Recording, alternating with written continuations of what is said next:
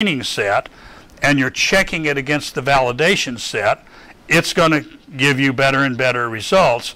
But somewhere along the way, the validation set may start giving you worse results. And the reason is you're now just fitting the noise in the training set, which is not the same as the noise in your validation set.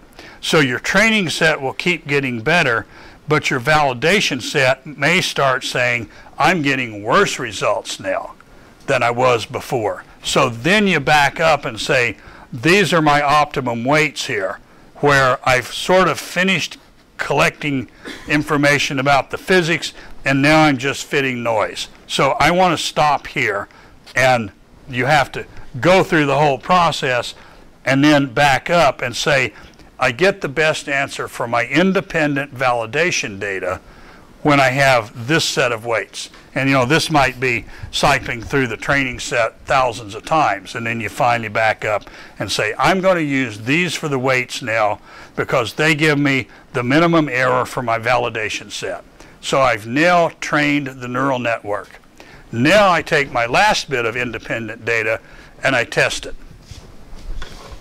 Okay, so what he did was he took his final bunch of points, and here's the chlorophyll, or the actual log of chlorophyll by the OC4 version 4 algorithm, and here's the real chlorophyll. So here's measured chlorophyll, here's retrieved by the CWIFS algorithm, and you get this sprinkling of points. Now here's the measured chlorophyll, and here's the chlorophyll retrieved by the neural network.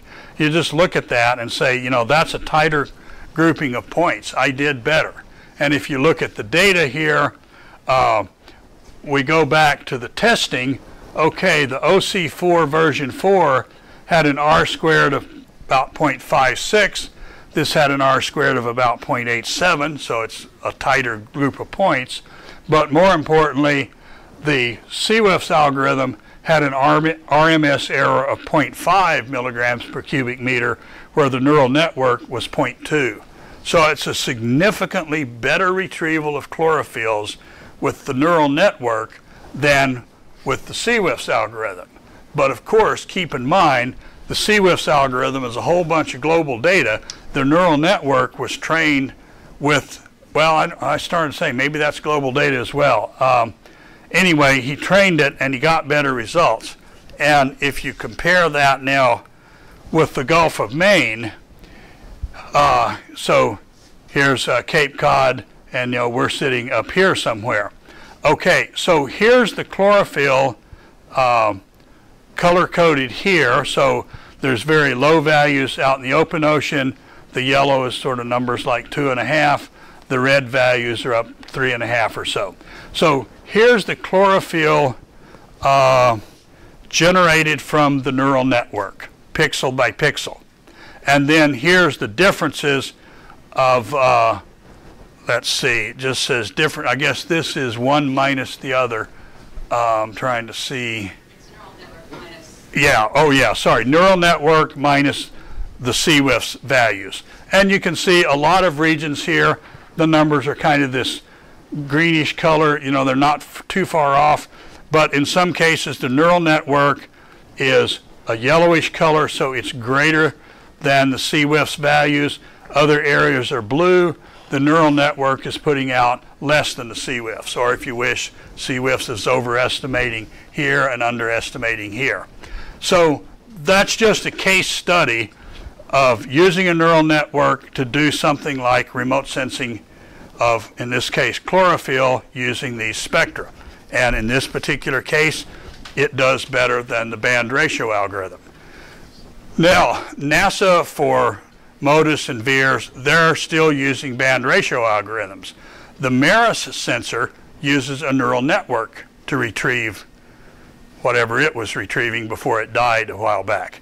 So the Maris uses neural networks. Now, how do you think they trained the neural network for Maris? Where did they get their inputs and their outputs to train their neural network? Louder? CWIFS data could be. They did a whole bunch of hydrolyte runs. So I remember this German fellow, Roland Dörfer, who's the guru of this, telling me one time, like 6 years ago or something, and he says, oh yeah, and then we trained the neural network with hydrolyte data. So they did all these hydrolyte runs with all these different IOPs.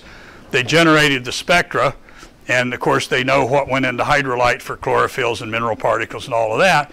And then they used this enormous hydrolyte generated data set to train their neural network. And I just thought, oh my God, you know, if I have a factor of 2 error in hydrolyte, I'm going to have to call the European Space Agency and say, hey guys, you know all this Maris data you've taken for the last 5 years? Well, you need to reprocess it. You need to retrain your neural network because they found this bug in hydrolyte. And yeah, Ken. Yeah, so isn't hydrolytes all based on one specific absorption profile? I mean, Well, no, it depends on what input, what IOPs you give it. no, but you put for a certain chlorophyll, you have a specific absorption that is sort of the average. Well, yeah, I mean, I don't know the details of the simulations. They may have put in lots of different chlorophyll-specific absorption spectra or something. But basically what you're saying is correct, that even if you pick the fanciest new case 1 IOP model, when you put in a chlorophyll, you're still getting a particular chlorophyll-specific absorption spectrum, and you pick some way to model the scattering, whatever it is, that's what you're getting. And I don't know what they did for variability there, if anything. I think they would have used the case 2 model because they were also trying to retrieve yeah. TSM. And So I don't know. You know, I was so shocked and frightened when Dörfer told me that I was unable to speak and ask him these questions. So there's reasons I don't sleep at night. It's not due to guilty conscience. It's due to worrying about factors of 2 and minus signs in hydrolyte screwing up the whole global oceanography program. So. And so the irony is, if they didn't use the new algorithms, they basically were recreating Morel's original backscattering to chlorophyll ratio relationship globally. So it wasn't even as if they were training it with CWIS. It was training it on the previous generation of relations. Yeah, and of course this was done probably before the days when I even had the version with the new case 1 model. I don't know, but they at least, you know, Quentin said they used the case 2 thing and built it up bit by bit, so they probably did okay. I mean, Dörfer's a good guy, but you know, you keep in mind, and obviously whatever they did works pretty well because Maris did give pretty good answers. So on the other hand, well, that's the way it works. Okay, so we're at the end here now. Keep in mind that any statistical method, whatever it is, depends on what data you use to fit the curve or train the neural network or whatever it is. So your algorithm is only as good as your underlying data set, and it's only going to be applicable to whatever range of environment is in that data set. It's just like the Dearson depth algorithm. Her data only went down to 6 meters, and then I tried to apply it to 10-meter deep water, and it didn't work, and I shouldn't have expected it to. Okay, and you know, the fact that these are empirical algorithms based on data means that you've tied the algorithm to whatever time and location you were in when you took that data. So if you train your neural network on data from the North Atlantic, don't expect it to work in, you know, the Southern Pacific or the South or the Yellow Sea or something, because you need to train it for that area with data from that area. Or if you trained it on the Yellow Sea in the summer, it may not work on the Yellow Sea in the winter. And of course, the fact that these are just best fit curves means you can't really look at something like the weights and learn about biology or physics. So you've sort of obscured the biology and physics here by just having curve fitting. And things like band ratio algorithms, they're certainly useful. They're being used for the VIIRS sensor, partly in order to keep continuity with MODIS and CWIFs down the road. You don't want to just do something brand new and then you're not sure whether you're getting a different answer because of global warming or you're getting a different answer because of algorithms are different. So anyway, They are useful, they're still used, but on the other hand, intellectually, there's really nothing new here. I mean, there's a lot of people, they go get new data sets and they publish a new chlorophyll retrieval algorithm that's good for, you know, this water body or that water body, but intellectually there's nothing really left that I can see to do there. And so that's it. You need to raft the Grand Canyon. Takes 2 weeks. And one day when I was in camp, I found this beautiful rock. It was just like the most amazing rock. It's about this big and just polished to mirror smoothness. But what was so neat about it is on the cliff up above you, there's a formation called the Muav limestone. It's kind of a gray colored rock, and it's Precambrian. It's, early to mid-Cambrian, about 505 to 525 million years ago. And this boulder had rolled down from that formation and down by the river and been polished by the water over the years. But what was so neat is these red bands in the limestone here. The limestone was formed in a shallow sea, so the water's probably, 1 to 5, maybe 10 meters deep. And I'm pretty sure that the red stuff here is fossilized algal mats, which is pretty common. Well, how would I know that this is algae and, this isn't? Well, it's been understood for decades that, let's say we take the atmosphere here, there's a certain ratio of carbon-12 to carbon-13. They're both stable isotopes, so whatever that ratio is out in the atmosphere, I'm breathing in the air and the carbon ends up being in my bones and liver or whatever.